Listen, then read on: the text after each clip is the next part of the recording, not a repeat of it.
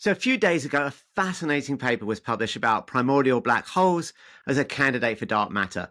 And it covers topics as diverse as early universe cosmology, gravitational waves, and even Apollo era technology left on the moon. What can all these things have in common? Well, to help explain, I have one of the authors of the paper, David Kaiser, who is a very eclectic scholar, because after doing his PhD under inflationary pioneer Alan Guth, he's now professor of physics and professor of history at MIT. So welcome, David. How are you doing? I'm good. Thanks so much for having me on. It's good to be with you. So why don't we start with what is a primordial black hole? How would they form and how would they differ from normal black holes? Yeah, primordial black holes, I should say, are first of all, still strictly speaking, hypothetical. We don't have any direct evidence that they exist. There's a lot of motivation that keeps us thinking about them. So they were hypothesized more than 50 years ago by a few folks. One of the first to really make clear the thinking that still leads us today was Stephen Hawking back in the early 1970s. So the idea is that unlike an ordinary black hole, which we now might call an astrophysical or a stellar black hole to make the contrast, those black holes, which you now know are all over the place, the universe is full of those kinds of now ordinary black holes. They arise when a star exhausts its nuclear fuel. And so this delicate balance while the star is undergoing its ordinary evolution, there's an inward crush from gravity that's just balanced by an outward force of radiation pressure coming from all that kind of hot nuclear set of interactions. And then a star will exhaust that fuel, the outward pressure gives up, the star will collapse on itself, yield a black hole, at least if it was a large enough mass to start with. These primordial black holes would have an entirely different formation process and a whole different lifespan, a whole different life cycle. They would form, or they could form, before there were even atoms, let alone stars made out of atoms. So these are not the late stage product of stellar evolution. These bypass stellar evolution altogether. They form from a collapse of initial lumpiness and inhomogeneity in the very, very early universe. And that could have a different origin, several origins. It could be from cosmic inflation, could be from all kinds of sort of exotic processes in the very early universe. Something that makes a real local but highly localized lump of matter and energy that can then trigger gravitational collapse. And indeed, it can form a black hole very early. Now, the size of the resulting black hole for these so-called primordial or early universe black holes, these are no longer pegged to a solar mass. They don't have to be anywhere near the same size as our sun. They could be much, much smaller. They could, in principle, start off much, much larger. And so by decoupling the black hole from stellar evolution, they can have a different set of properties, and most dramatically can have really quite different mass. So two popular ideas for dark matter are that it's either some new particle that we haven't detected yet, or we need to modify the laws of gravity somehow. So what's wrong with these that we need to invoke these sort of hypothetical primordial black holes as dark matter? So it's not that either of those other ideas that you mentioned have been sort of disproven. They keep kind of coming up short. And so it's driven a segment of the community to keep looking for another possibility. So with the first one you mentioned, still far and away the most popular in the community. Maybe there's some new type of particle, maybe a whole family of particles. It could be a whole dark sector, not just one kind of dark matter candidate, that would somehow be beyond standard model, not electrons, not neutrinos, not quarks, not W's and Z bosons and so on. Some different type of particle that would have to interact extremely weakly, if at all, with light. That's why it's dark. It doesn't emit light. It doesn't absorb light. It's kind of, it just sort of is almost transparent. A colleague of mine, Tracy Slatyer, is an expert in dark matter at MIT. She really likes to make the point, it's not really dark matter, so it's more like transparent matter. Light should pass right through it, and it interacts not at all, at least hypothetically. Okay.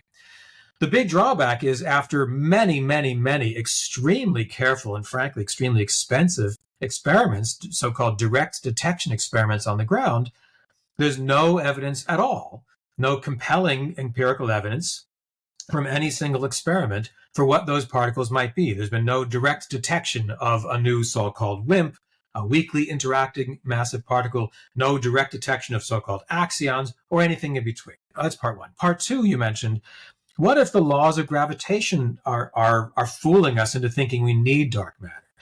We make sense of the universe on large scales using Einstein's really beautiful general theory of relativity.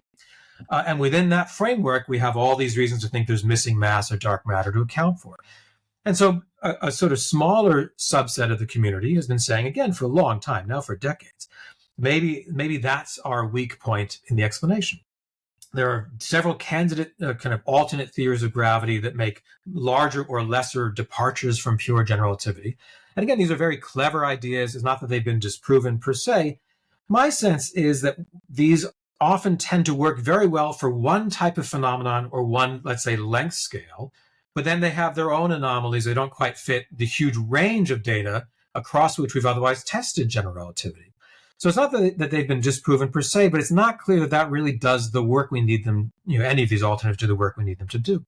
So what I find really amazing, it's almost delicious, the kind of irony, is that the most conceptually conservative, to my mind, the most straightforward explanation for dark matter after all these decades is what if it's ordinary matter? What if it actually is standard model particles like quarks and gluons and so on, that just is trapped into a kind of gravitational state that we also know exists? So take matter we know is there, take a form of gravitational state, a black hole that we know can exist, add nothing new, roughly speaking, or at least add very little new.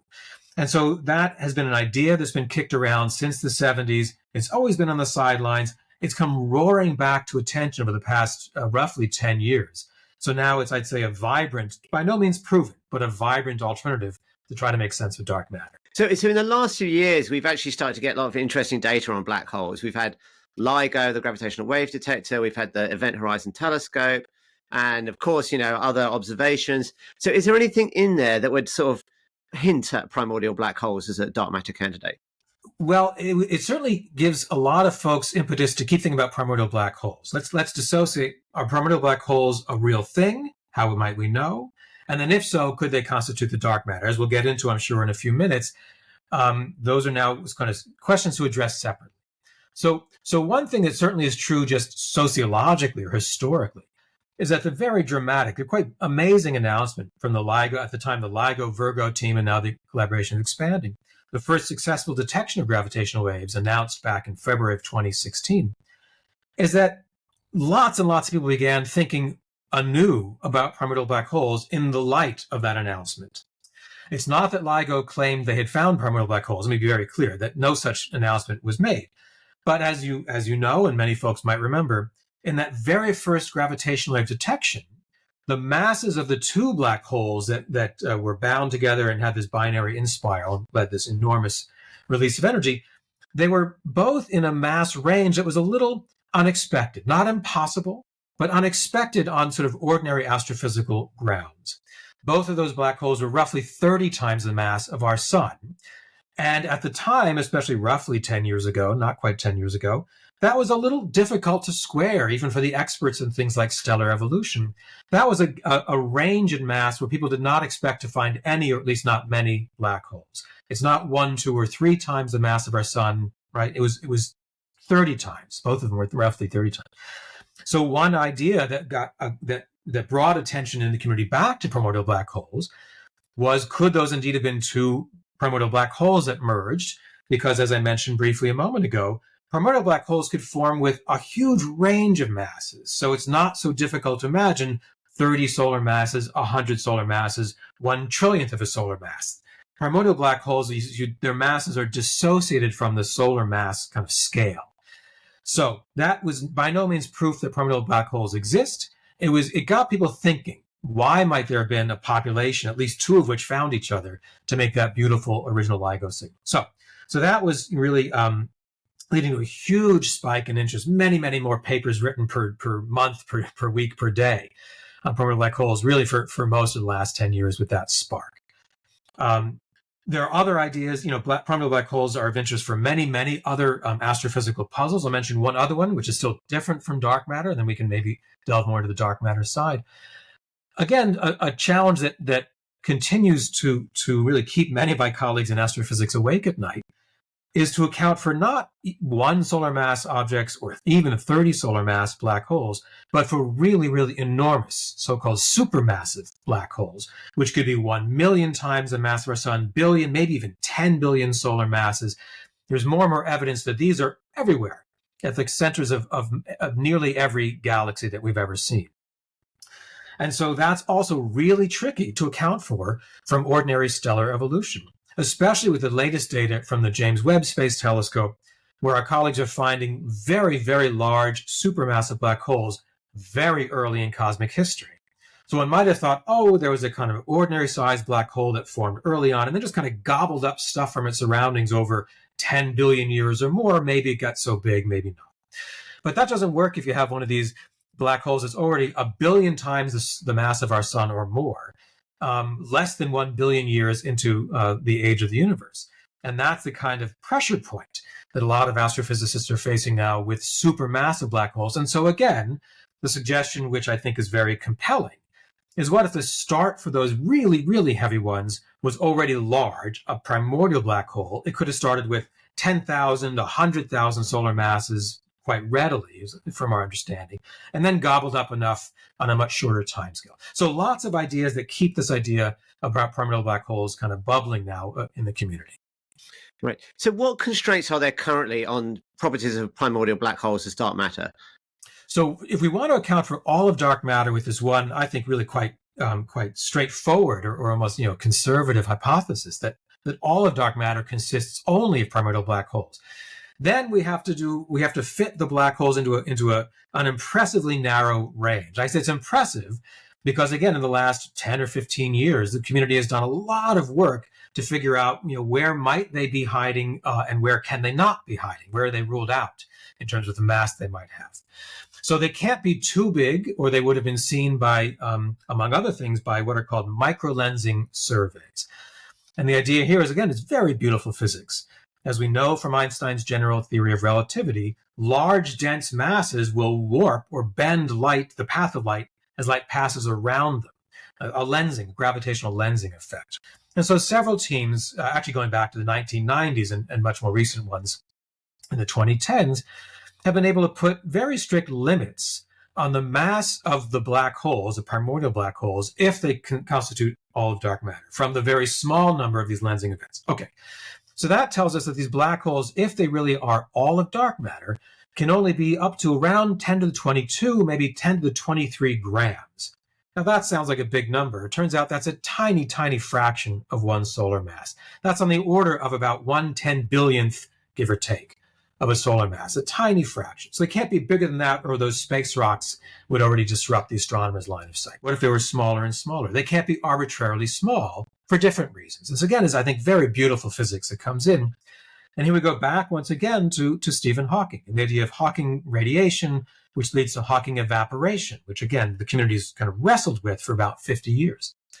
So because of the still, let's say, hypothesis of Hawking radiation, we've still never measured that directly, but it seems really a compelling result based on the physics we think we otherwise understand, that any black hole in principle has a finite lifetime. It will actually evaporate by radiating a little bit of its energy away over the course of its life until there's none left at all. It's a remarkable result.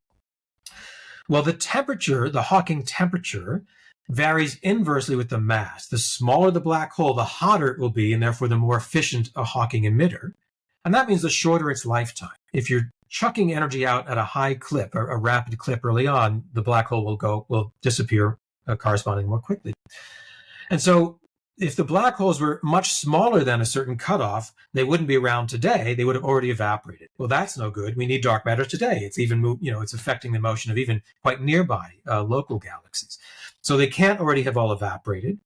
And even a bit more subtly, in the late stages of black hole evaporation, these black holes get to higher and higher temperatures, which means they're emitting, at least in principle, more and more high energy types of particles, exotic charged cosmic rays, all kinds of stuff. And so there's a stringent bound from the late stage evaporation products.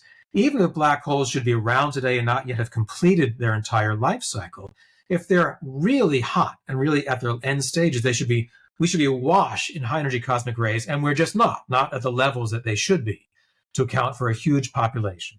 So that sets the lower bound to be roughly 10 to the 17 grams. Now remember, a solar mass is roughly 10 to the 33 grams.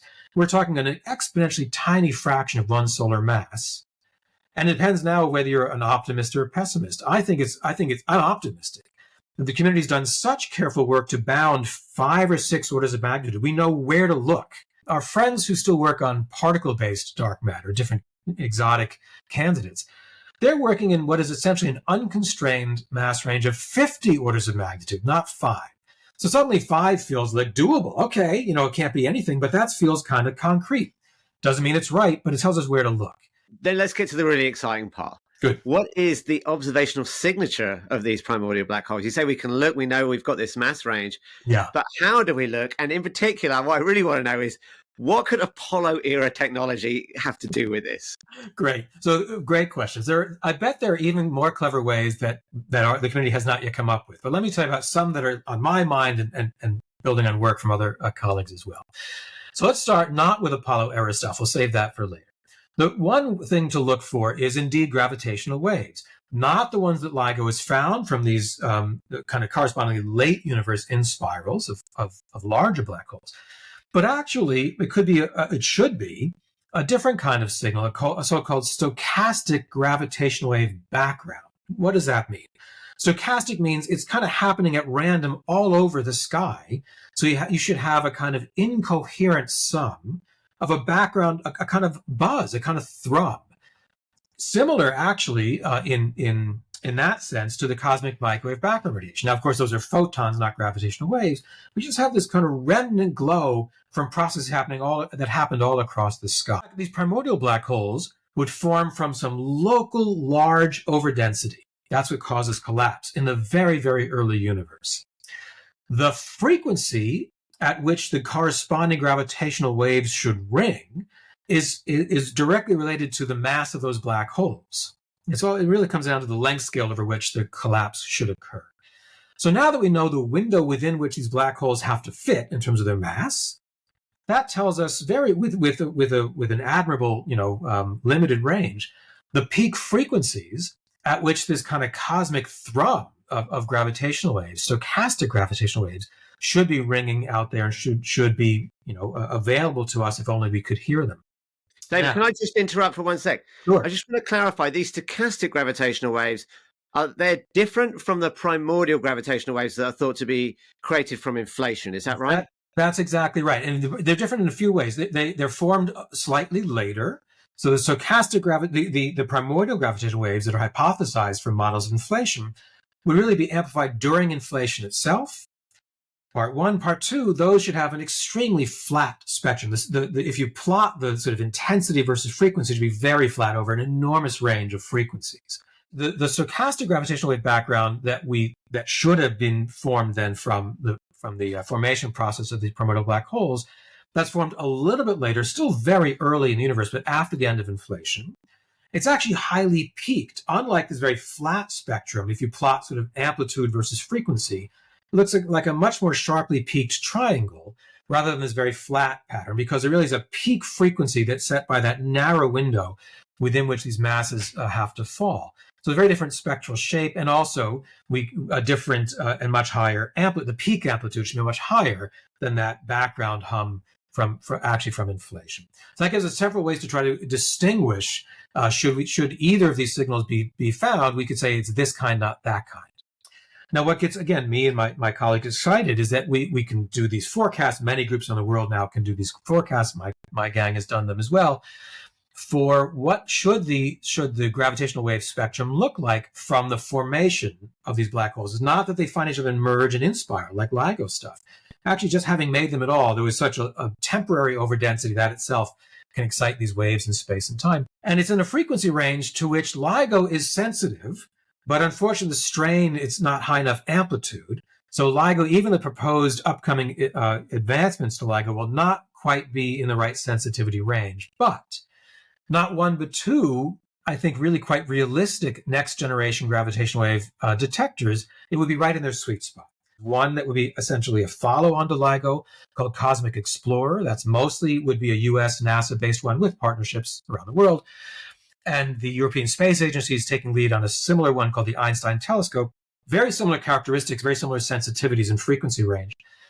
And the kind of unavoidable peak in the stochastic gravitational wave background would fall right in their sweet spot should either, let alone both of those, come online and hopefully not too distant future, maybe roughly a decade or so.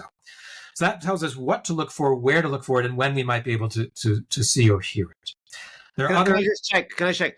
LISA, the space-based gravitational wave detector, that I presume is the wrong frequency. Is that right? That's right. So it's possible. That's exactly right. So again, there's enough play in the mass range for primordial black holes to explain all of dark matter. If they happen to be near the kind of smaller mass size within the range that's allowed, that's possible. We don't know. Then, given the way that the frequency, the intensity falls, the frequency, you might just kind of clip the LISA bound. It's not centered on the sweet spot. And then let's go to the solar system and this Apollo era technology. How could you use that? I love it. So that's something that I've had a lot of fun working on with some really terrific students and co-authors. And again, other groups doing very parallel work as well. The idea is now not to worry about gravitational waves. Let our friends look for those. That's really hard, and it'll take a while. Let's actually use the inner solar system itself as a highly instrumented gravitational perturbation detector, not gravitational waves per se. But here's what I mean. If all of dark matter consists of these very tiny primordial black holes, and I should have said when I say tiny, we emphasize that the mass is roughly, let's say, a trillionth of a solar mass, give or take. Because it's a black hole, the spatial extent of that, the Schwarzschild radius corresponding to that mass, is on the order of an atom or smaller. So you take the mass of an asteroid, a big hulking space rock, and you shrink it to the size of a hydrogen atom or less. All right, that's how you make a black hole. It has to be so dense. So there should be a couple of these buzzing through the solar system. We know how much total mass energy there should be, a mass density in dark matter in our very local solar system neighborhood. That gives us a number density. How many should be buzzing within the solar system at any given time? A couple, not a trillion per cubic centimeter, but a couple, such that one should pass by, say, the distance of Jupiter's orbit with some regularity. It's about one a year or one every 10 years, depending on where in that mass range they fall. That's comfortably human size. It doesn't mean you have to wait 100 years to a stray event, and they don't happen so often. It's roughly once a year, maybe once every decade. So why does that matter? If a little space rock the size of an atom buzzes through the inner solar system, the odds of it hitting something are exponentially tiny. We're not going to be looking at collisions. We're going to be looking at something where you have a large mass transiting at a high speed. The dark matter is moving 200 kilometers per second. That's much faster than, say, the Earth moves around the sun or the orbital speed of Mars and so on. High speed. It will actually perturb the motions of the solar system objects that we do see, and in fact that we track with great care over time. The orbit of Mars, the orbit of our own moon, the orbit of Venus, and so on. Even the motions of artificial satellites like the GPS satellites in orbit. All these things have their locations known to exceptional accuracy. Here's where the Apollo technology comes in.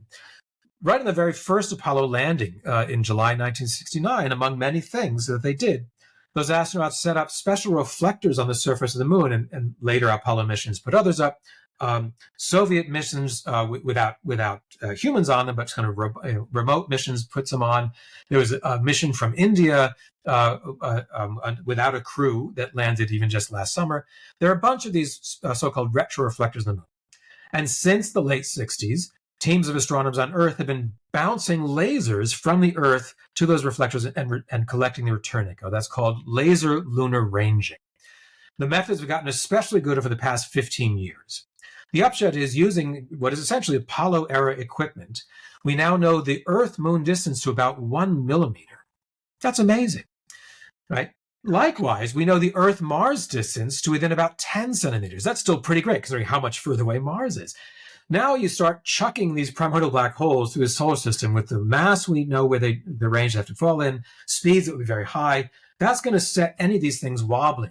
Not catastrophically. It's not a Hollywood blockbuster. It's going to set little motions on objects whose positions we track with great care already. If Mars starts wobbling more than about 10 centimeters off course with a particular kind of oscillating pattern, then that's a pretty good candidate to say it was upset by an unseen primordial black hole. If there were a comparable mass object that was not a black hole, it would be big enough to be reflecting light from the sun. We have teams that track these transiting objects with great precision all the time, partly so we know they're not going to come and hit Earth and cause a Hollywood blockbuster event. So it wouldn't be that wouldn't be proof on its own, would be an awfully good indication that there's a wobble in the stuff, a great disturbance in the force, we might say. There's a wobble in things we track with great care, with a very specific time signature that has to do with why it's coming not from the plane of the solar system, but on a different trajectory, with no visual component. Then we start saying, okay, can we estimate where it should be going next? Do we see a system of wobbles as it encounters other things? We have more follow-up work to do. So that's a proposal that my own group put forward, and there were very similar proposals that colleagues had put forward using both Earth, Moon, and the artificial satellite network as well. It's funny you mentioned the Force there, because I recall in Star Wars, Obi-Wan says there's something invisible thing that binds the galaxy together. And I'm thinking that is quite a good description of dark matter. I mean, the people were worrying about dark matter going back to the 70s. That film's from 77. The Apollo mission was not so long before that. So that's right. So we're kind of reckoning with 50-year-old ideas, and it keeps us busy today. Right. So let's look to the future. How could we rule this scenario out if it's false, or confirm it if it's true? I mean, in particular, could you look through old data of these laser ranging instruments? We could. So one idea, and again, this wouldn't be a hard test, but it would certainly be, we'd learn from it. It would be useful information. And again, my group is eager to try this as a step two. We put forward the idea of this kind of test, and now the next step is partner with colleagues who are the real experts on solar system dynamics. And there are a bunch of groups around the world, and we're pursuing a new collaboration. I'd be very excited if it works out. So one of them would indeed be historical. It wouldn't be quite all 50 years worth of data, because the quality of the data has gotten to millimeter range in the case of the Earth Moon only quite recently, so roughly 15 years. The reason why the Moon is tricky, that's the one for which we have the distance most precise, because thanks to this Apollo era equipment. But the Earth and the Moon, you can't pretend that they're both just point masses. Right? The old saying, physicists love to say, imagine the cow as a sphere. What we really want to do is imagine the cow as a point mass. Imagine the cow as no volume at all. That's even better. We can get away with that a lot when we do astronomy, but not all the time. And so the Earth-Moon distance is actually not so much larger than the Earth's own radius. So we have to worry about what we call finite body effects. There are tides, for example, which we know come from the Earth-Moon interaction. There are all kinds of effects beyond just the simplest interactions from sort of zero-size gravitational interactions, point masses, that make Earth-Moon actually a pretty messy system. There are relativistic effects from finite size, even Newtonian ones. And so that's possible, but that's going to take more work. Earth-Mars is, in some sense, cleaner, because we have 20 years of high-quality data, again, at the 10-centimeter level, where, again, our colleagues and soon-to-be, hopefully, collaborators have tracked that. We have that historical data as well. But you get a lot closer, a lot more accurate by treating both Earth and Mars as point masses, because the distance is so much greater than the radius of either of those objects themselves. So the analysis, frankly, becomes much simpler. And then if you really see a wobble of an appropriate size with the right kind of time signature, there are fewer confounding effects to have to worry about. The Earth satellite system's messy, pretty, but messy. Earth-Moon is astonishingly cool, but messy. So in terms of finite body and other effects. Earth-Mars, we think, might be the easiest one to start with. And for that, indeed, start digging through the old digital archives, and then begin looking prospectively. There's groups collecting this data all the time. Let's be on the lookout as we look forward. Let's take some time and build some fancy algorithms and look to the past as well. Well, we look forward to what that future data may bring. And in the meantime, thank you so much, David. And maybe you can come back and let us know how the research is going, particularly if you find something. Surely will. Thanks so much. I'll be glad to.